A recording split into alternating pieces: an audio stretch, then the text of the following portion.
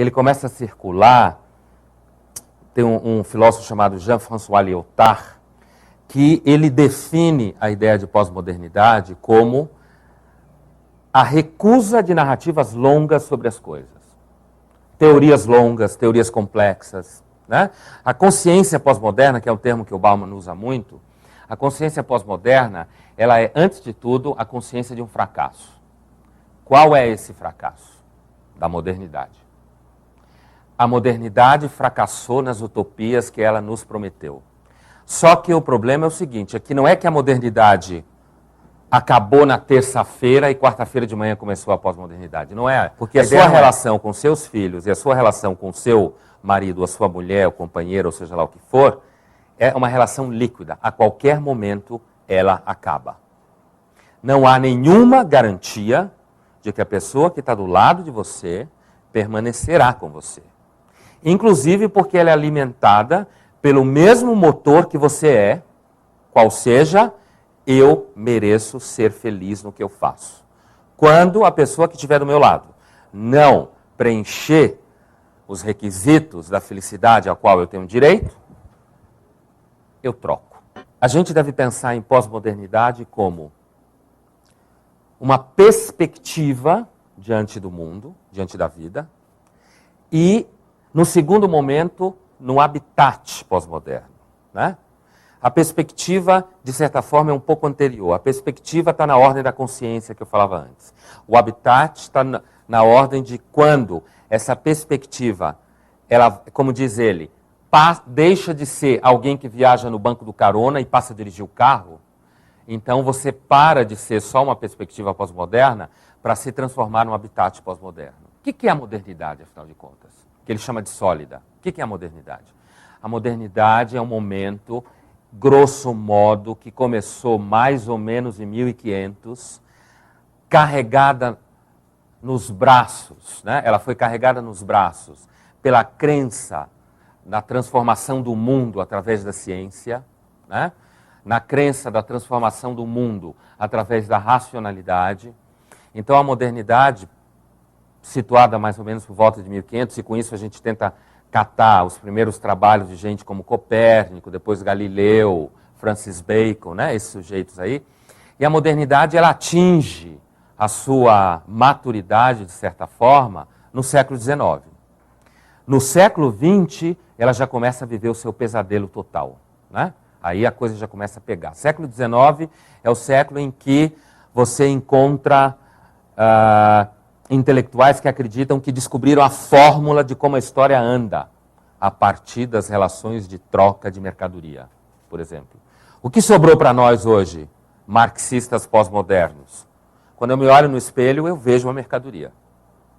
Mas não sobrou para mim a ideia de que eu detenho a fórmula de deixar de ser mercadoria graças a uma classe social que um dia vai quebrar esse jogo.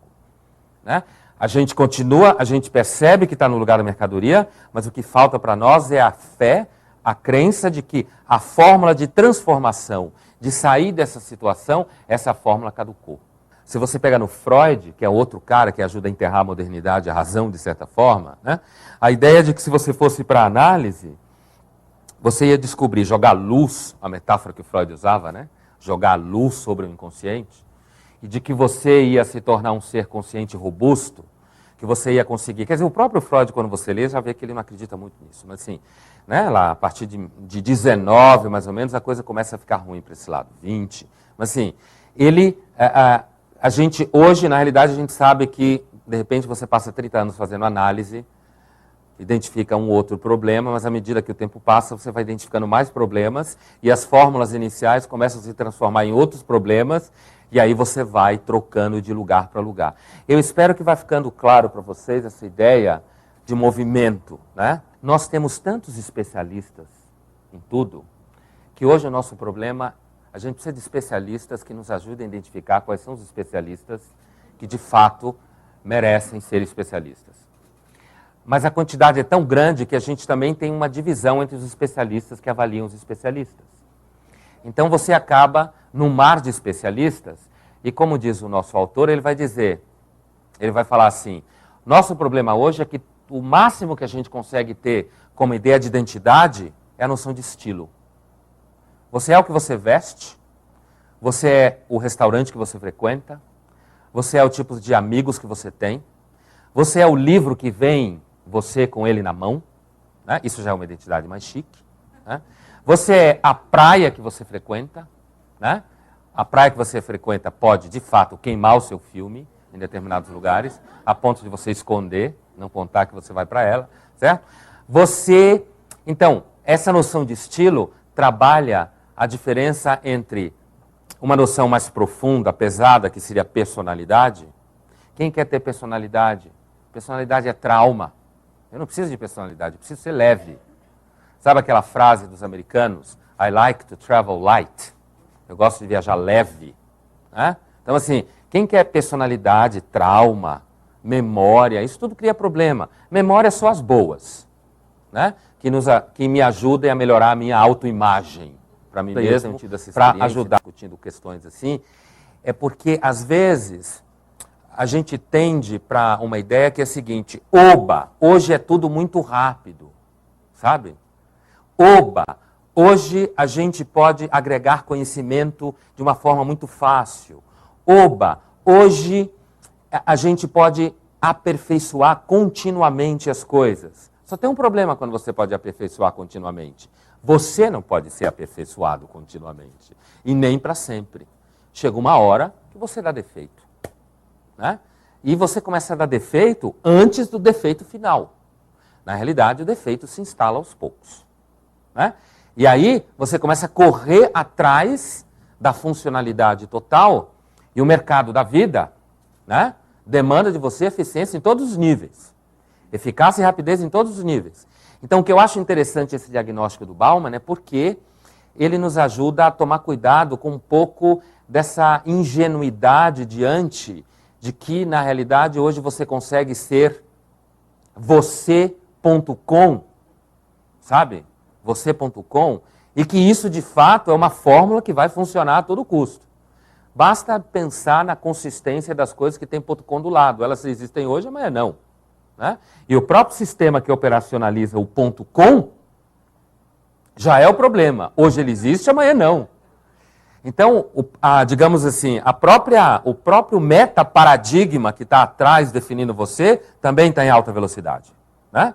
Então, assim, é nesse sentido que quando você começa a perceber as coisas dessa forma, o Bauman diz, a consciência pós-moderna começa a se instalar em você. Só que ela começa a se instalar em você, antes de tudo, como mal-estar. Ambivalência, ele descreve isso num livro muito interessante chamado Modernidade e Ambivalência. E nesse livro, na realidade, ele está discutindo o relativismo. Né? O tal do relativismo moral, o relativismo cultural. Afinal de contas, tudo é relativo? Até que ponto eu aguento que tudo é relativo? Né? Não posso espancar mulheres nigerianas, mas para eu não fazer isso, eu preciso ir lá na Nigéria e ensinar os caras a se comportar como gente. Mas para fazer isso, eu tenho que levar comigo o meu pacotinho ocidental de valores. Afinal de contas, eu sou relativista ou não? É muito bonito você falar de relativismo, quando você... E olha como é fácil falar de relativismo quando nós estamos estudando uma tribo indígena totalmente diferente da gente. Aí é tranquilo. Você vai lá, coloca na lupa, né? Você olha todas as crenças. Tribo X acredita que quando dança, chove.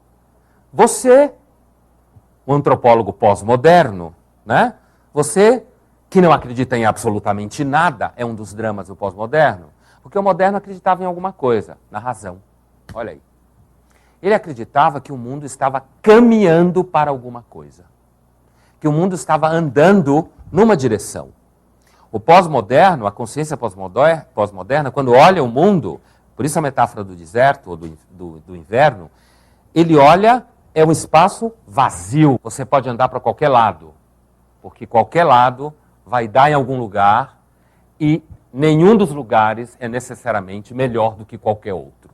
Então você pode andar para qualquer lado, não existe aquela coisa de que você está andando em direção a alguma coisa. Se os pré-modernos acreditavam que a sua vida era permeada por uma hierarquia cósmica qualquer, no mundo ocidental europeu, Deus e seus avatares, o moderno ele, uma característica dele também é começar a pensar que esse negócio de Deus, religião, era tudo superstição, né? No fundo, você apanhou demais da sua mãe, ou você é pobre demais, né?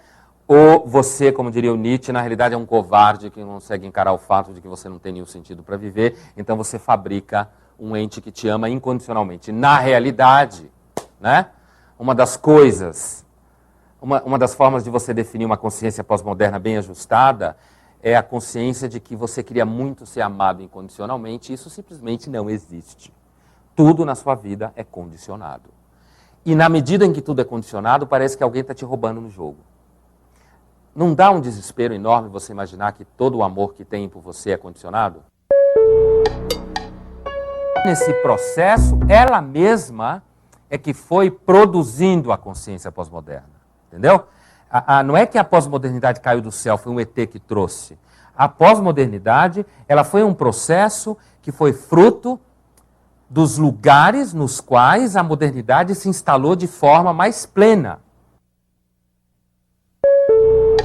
C'est un présent qui s'interroge sur lui-même, qui fait attention à ce qu'il fait. Je mange ça, j'adore ça, mais non, je peux pas, après je vais prendre des kilos, tout, c'est pas bien. Et, bon, c'est pas carpe diem. Carpe diem, c'est de vivre maintenant. On dit, oh, bon, après tout, demain, tant pis. Ça recule, ça. Ça existe toujours, mais ça recule. La tendance, c'est qu'on a intégré les modèles. Si vous voulez que tout ça est dangereux, c'est dangereux dans l'immédiat, mais c'est surtout pas bon pour l'avenir. Le soleil, quel bonheur. Bon, mais attention, c'est mauvais pour la peau. Ça donne des rides, très dangereux. Et puis même, c'est cancérigène. Ah bon? Alors, faut quand même pas aller trop au soleil. Alors d'accord. Non, c'est important, mais enfin, ce n'est pas le tout de la réalité. N'oublions pas aussi que dans la société hypermoderne, c'est une société où on vit plus vieux, où les individus rebondissent, où il y a des offres ou des outils ou des prothèses qui permettent aux individus de sortir de leur malaise.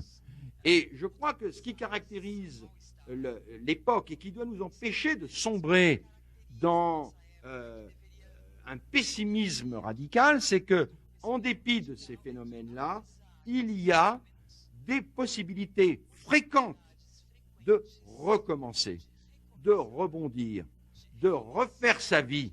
Le mariage, la vie, les gens refont leur vie très tard. On nous dit, ah oui, les gens se séparent maintenant. Oui, ils se séparent, mais ils recommencent. C'est la vie, ça. Donc, bien sûr qu'il y a des problèmes qui peuvent nous inquiéter, mais ça ne doit pas alimenter, je crois, cette vision facile, je crois, qui est la vision apocalyptique du monde contemporain.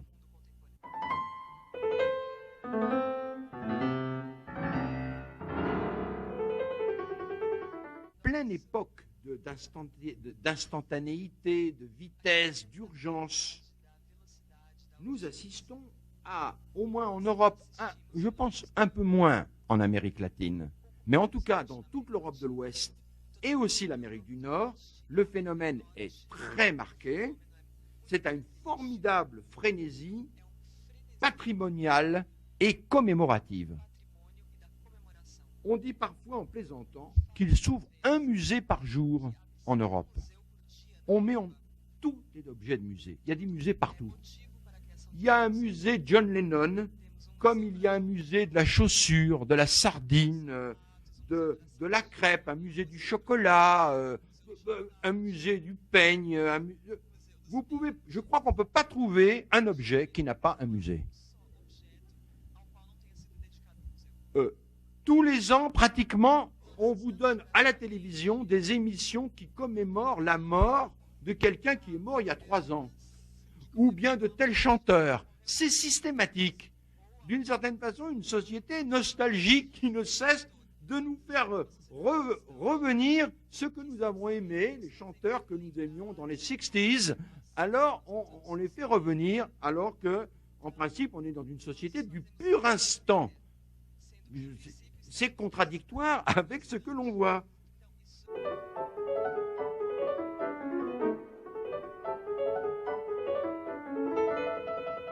La tradition est devenue un produit de consommation nostalgique ou folklorique. c'est un clin d'œil. Et voilà le comble du paradoxe, la tradition est devenue un objet mode. La tradition est mode, ce qui est évidemment absolument contradictoire. Mais alors, complètement contradictoire. Plus on évoque et plus on met en scène la mémoire historique, et moins elle organise notre vie quotidienne. D'où ce trait de l'époque tout à fait étrange. On célèbre des choses, mais on Bom, eu vou pedir mais uma vez, como eu já pedi a semana retrasada, aproveitar, né, a oportunidade que a Globo está me dando de mais uma vez pedir aos brasileiros não confundirem a coisa. Nós estamos iniciando, né, uma preparação para a Copa do Mundo, está pertinho, um aninho, e as Copas das Confederações servem muito para a gente ter uma base de como vai ser a nossa equipe. Então, aproveito mais uma vez para o torcedor, ó, quem está falando aqui não é o Pelé, não, é o Edson, do tempo da CBD. É o torcedor brasileiro que está aqui. Vamos apoiar a seleção, mesmo que a seleção não vá bem, porque nós podemos, sei lá, dar um tropeço nos jogos que vêm aí pela frente, não chegar na final, mas isso é uma preparação. Então, vamos esquecer toda essa confusão que está acontecendo no Brasil, todas essas manifestações, e vamos pensar que a seleção brasileira é o nosso país, é o nosso sangue. Não vamos vaiar a seleção, vamos apoiar até o final. É essa a minha mensagem.